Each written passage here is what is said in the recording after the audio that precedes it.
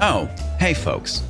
So Ghostbusters Afterlife is finally out, and it's a hit with audiences. Scoring a 96... Wait! Stop the review! Oh, for the love of God, what do you want? Ghostbusters Answer the Call is still a more superior movie.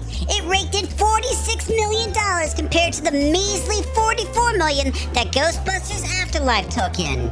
Suck on that, toxic fanboys. You do realize that this movie opened up in the middle of a pandemic. It doesn't matter. If they actually wanted to go support this movie, they would have gotten showed up. Checkmate, Comics Division. Well then, explain this one to me. Why is it that it has an audience score of 96%, while Answer the Call has a 49% audience score? That's simple, Comics Division. Review bombing. Answer the Call was review bombed by you toxic males. Have you ever stopped to consider that maybe it's just a bad movie? Why is this the hill that feminists choose to go and die on? This movie was total crap. Well then, have you actually gone and watched it? No, I haven't. Then how do you know that it's so bad? That one's not difficult. I saw the trailer. Ha! I caught you red-handed. You're judging the movie and you admit that you haven't even seen it yet. That's because I don't have to bite into a crap sandwich to know that it's a crap sandwich. Sometimes you can just tell by looking at it. Admit it, Comics Division, you're just sexist. Clearly, you don't have an argument. And I don't hear you denying it. Don't you have something better to do than harass me, like going and playing in traffic or something?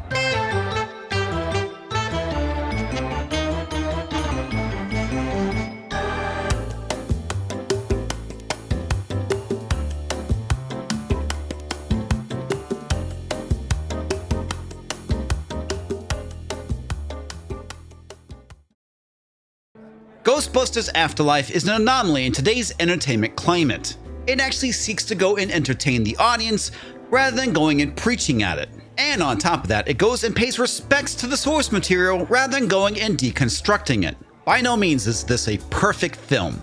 It definitely has its issues. But I do highly recommend that you go and see it.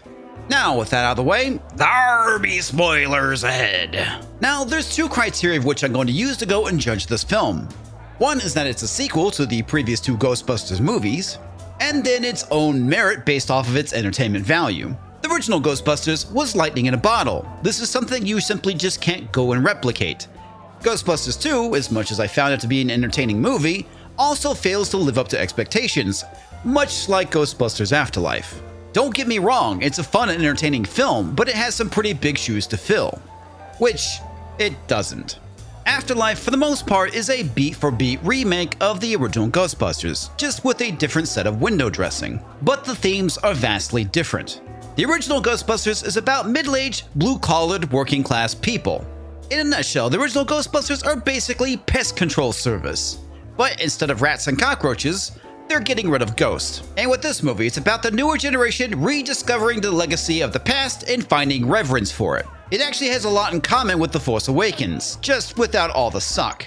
Rather than being a deconstruction or a passing of the torch kind of movie, it's more of an epilogue to the previous two films. The plot synopsis goes a little like this. Egon Spengler, who now lives in the middle of nowhere, Oklahoma, has recently passed away, and his loser of a daughter, who he is estranged to, inherits the family farm. The movie does rely pretty heavily on the bad dad trope that Hollywood has a nasty habit of forcing upon us, but it kind of walks it back in the end. In a lot of ways, the movie uses this as a crutch to explain why we've never ever seen Egon's family or his daughter. Egon has gone and abandoned his family along with his Ghostbusters companions to go and move off to the middle of nowhere, Oklahoma to go and prevent the world from ending, which sets Egon up as being a right bastard.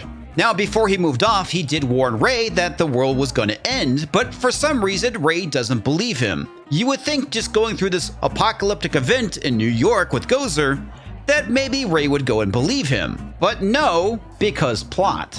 And after that, the original Ghostbusters go and carry on with their lives. Peter returns to academia, Winston becomes wealthy, and Ray goes and opens up an occult bookstore. As you may have figured out from the trailers, we get a revisit of Ivo Shandor, as well as Gozer the Gozerian, who is the main antagonist of the film. The biggest problem with this movie is that it has an opportunity to go and explore some of the lore of Ghostbusters, but fails to do so.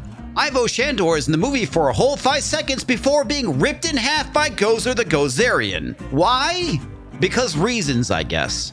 They have a missed opportunity into exploring Ivo Shandor as a character and setting him up as the antagonist of the film, which they don't. The original Ghostbusters reunite one last time to help out Phoebe and crew go and defeat Gozer for a second time. We also get a redo between Gozer and Ray. Gozer asks Ray if he's a god, everybody goes and stares at him, and he promptly answers yes, apparently this time learning his lesson, which was a nice nod to the original movie. Now, as for the original cast, with the exception of Ernie Hudson, all of them look pretty much old and tired. Especially Bill Murray. The irony being that Ernie Hudson is much older than both Dan Aykroyd and Bill Murray, but both of them look older than Ernie Hudson. Now, I have to say that the movie does do a phenomenal job of paying respects to Harold Ramis and his character Egon, who they give a send-off at the end. He appears as a ghost at the end and helps Phoebe, along with the rest of the original Ghostbusters, to defeat Gozer. And as Egon's ghost passes on, the frame tilts up and it says for Harold, which was actually rather heartwarming. I do have to say, this film did a great job of evoking emotion, and I was a tad bit misty-eyed at the end. Something that good movie knows how to do. Now let's go and talk about the characters. McKenna Grace plays Phoebe, Egon's granddaughter and the protagonist of this film. Now it's pretty risky when you have a movie that stars a bunch of kids. It has the potential to, well, suck a lot, which I'm happy to report is not the case here. In a lot of ways, this movie feels more like Goonies than it actually does Ghostbusters. Logan Kim plays Podcast, who is your Ray Stans analog. This character potentially could have been very annoying, but actually comes off as rather endearing.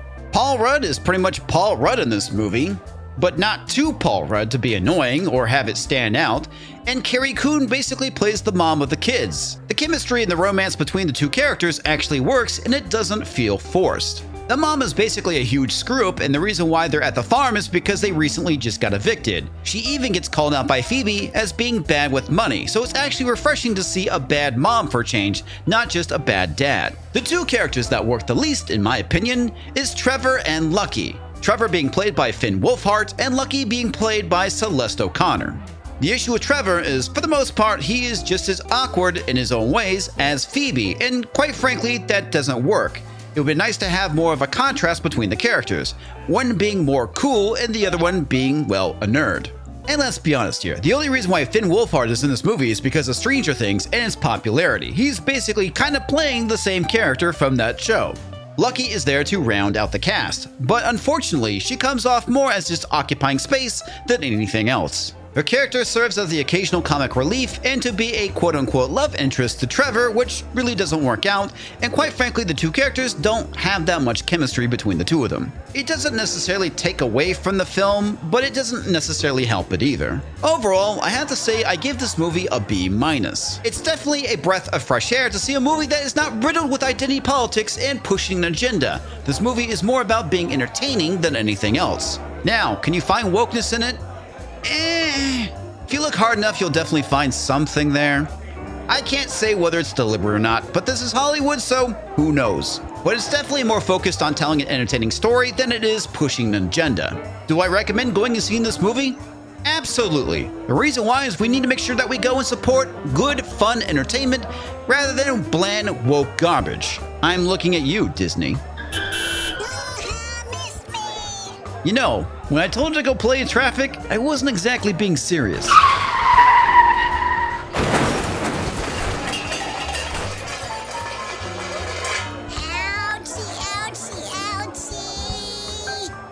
I'm sure she'll be fine. Thanks for watching. Make sure to like, share, and comment, and subscribe if you're new to the channel. A huge thanks to all the Subscribe Star supporters. Without you, Comics Division would probably be crying in a corner somewhere. The Big Spenders: Roger the Shrubber, Toxic Man Flu, and HMStix. I'm a sucker with a lot of dough. David Blair. Take my money, damn it. LDH 27513. Dexidoodle. J.A.F.O. Subscriber number 22F2C6C3. And that's 70Srockfan. I'll buy that for $1. Colin D. Mech AG94. Jenna Lyn. DiabloDame, John B, user C2B7C4F4, and Stand4. Thank you all for your support. You are awesome!